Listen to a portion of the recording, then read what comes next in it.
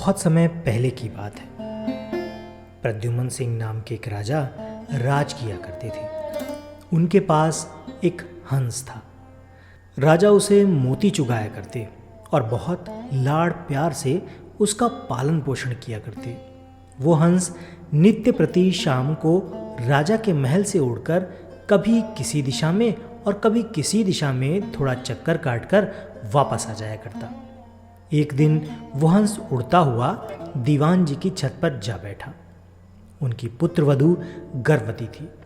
उसने सुन रखा था कि गर्भावस्था में यदि किसी स्त्री को हंस का मांस खाने को मिल जाए तो उसकी होने वाली संतान अत्यंत मेधावी, तेजस्वी और भाग्यशाली होती है। अनायास ही छत पर हंस आया देखकर उसके मुंह में पानी भर आया। उसने हंस को पकड़ लिया और रसोई घर में ले जाकर उसे पकाकर खा गई। इस बात का पता न उसने अपनी सास को लगने दिया, न ससुर को और न ही पति को ही, क्योंकि उसे भय था कि अगर राजा को इस बात का सुराग लग गया तो बड़ा अनिष्ट हो जाएगा। उधर जब रात होने पर हंस राजमहल में नहीं पहुंचा तो राजा रानी को बड़ी चिंता हुई। उनका मन बहुत व्याकुल सा हो गया। चारों ओर उसकी खोज में आदमी दौड़ाए गए, लेकिन हंस कहीं हो तब मिले। राजा ने अड़ोस पड़ोस के शहरों कस्बों में भी सूचना करवा दी कि अगर कोई हंस का पता लगा सके तो राज्य की ओर से उसे बहुत बड़ा पुरस्कार दिया जाएगा। 10-20 दिन निकल गए, कुछ भी पता नहीं लग सका। चूंकि वो हंस राजा और रानी को बहुत प्रिय था, अतः वे उदास रहने लगे। एक दिन एक कुट्टन्नी राजा के पास आई और बोली वो हंस का पता लगा सकती है, लेकिन उसे थोड़ा सा समय चाहिए। राजा ने कहा, मेरे राज्य के पंडित, ज्योतिषी, हाकिम और मेरे इतने सारे गुप्तचरों में से कोई भी इस बात का पता नहीं लगा सका। तुम भला कैसे पता लगाओगी? कुट्टनी ने कहा, मुझे अपनी योग्यता पर पूरा भरोसा है। अगर अन्नदाता का हुक्म हो तो एक बार आकाश के तारे भी तोड़ कर ले आऊं। आप मुझे थोड़ा सा समय दीजिए और आवश्यक धन दे दीजिए। उसे वापस ला सकूं या नहीं, लेकिन मैं आपको विश्वास दिलाती हूं कि उसका अता पता अवश्य ले आऊंगी। राजा ने स्वीकार कर लिया और कुट्टनी अपने उद्देश्य की सिद्धि के लिए चल पड़ी। सबसे पहले कुट्टनी ने यह पता लगाया कि शहर के धनिक घरों में कौन कौन स्त्री गर्भवती है। उसे पता था कि गर्भवती में से किसी स्त्री को यदि हंस का मांस मिल जाए तो वो बिना खाए नहीं रहेगी। साथ ही वो ये भी जानती थी कि साधारण घर की कोई स्त्री राजा का हंस पकड़ने का साहस नहीं करेगी। खोजते खोजते उसे पता लगा कि दीवान की पुत्रवधू गर्भवती है। अतः उसके मन में संदेह हो गया कि हो सकता है राजा का हंस उड़ते उड़ते किसी दिन इसके घर की छत पर आ गया हो और गर्भावस्था में होने के कारण लोभवश ये स्त्री उस हंस को खा गई हो। कुट्टनी ने सोचा कि किसी भी स्त्री के साथ निकटस्थ मैत्री करने के लिए उसके पीहर के हालचाल जानना आवश्यक है। इसलिए कुट्टनी उसके पीहर के गांव पहुंची। वहां जाकर उसने पीहर वाले सारे लोगों के नाम धाम और उनके घर में बीती हुई खास खास पुरानी घटनाओं की जानकारी ली। उसे पता लगा कि दीवान जी की पुत्रवधू की बुआ छोटी उम्र में ही किसी साधु के साथ चली गई थी और आज तक लौटकर नहीं आई। उसने सोचा अब दीवान जी के घर जाकर उनकी पुत्रवधू की बुआ बनकर भेद लेने का अच्छा अस्त्र अपने साथ आ गया है।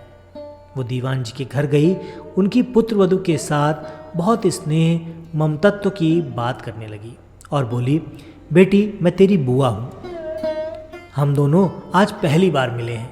तुम जानती ही हो कि मैं तो बहुत पहले घर छोड़कर एक साधु के साथ चली गई। हाल ही में अपने घर लौटकर आई और भाई से मिली तो उसने बताया कि तुम्हारा ब्याह यहाँ हो गया है और तुम्हारे ससुर राज्य के दीवान हैं। ये जानकर मन में तुमसे मिलने की बहुत उत्कंठा हुई तो यहाँ चली आई। तुम्हें देखकर मेरे मन में बहुत ही हर्ष हुआ। भगवान तुम्हें सुखी रखे और तुम्हारी कोख से एक कांतिवान तेजस्वी पुत्र पैदा हो।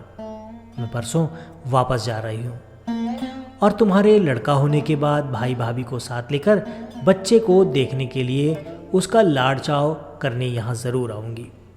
दीवान की पुत्रवधू ने अपने भोलेपन के कारण उसकी बातों पर विश्वास कर लिया और बोली, बुआ जी आप आई हैं तो 10-20 दिन यहाँ रहिए, जाने की इतनी भी जल्दी क्या है। बुआ बनी हुई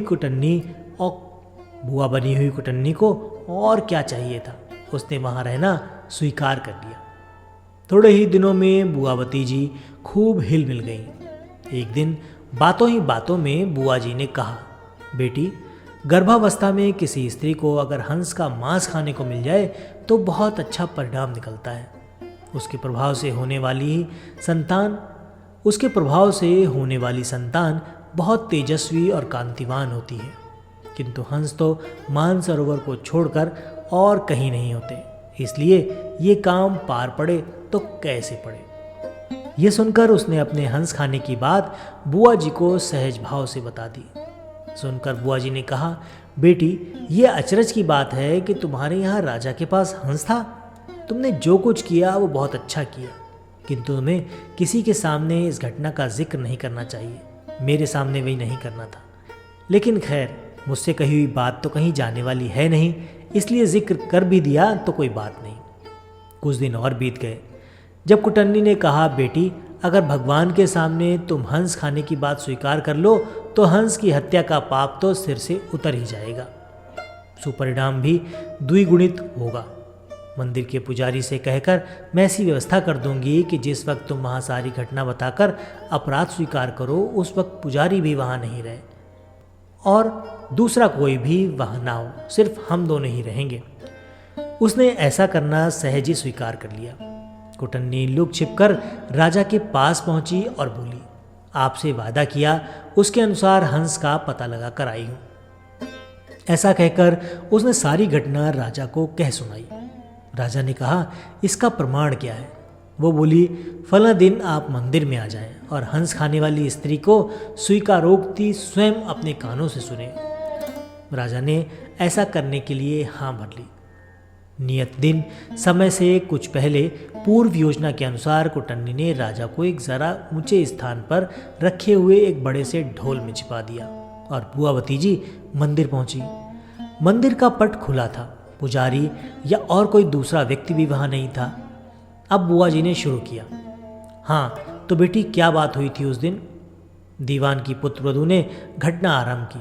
वो थोड़ी सी घटना ही कह पाई थी कि कुटन्नी ने सोचा राजा ध्यानपूर्वक सुन तो रहा है ना, इसलिए वो ढोल की तरफ इशारा करके बोली, ढोल रे ढोल सुन रे बहू का बोल।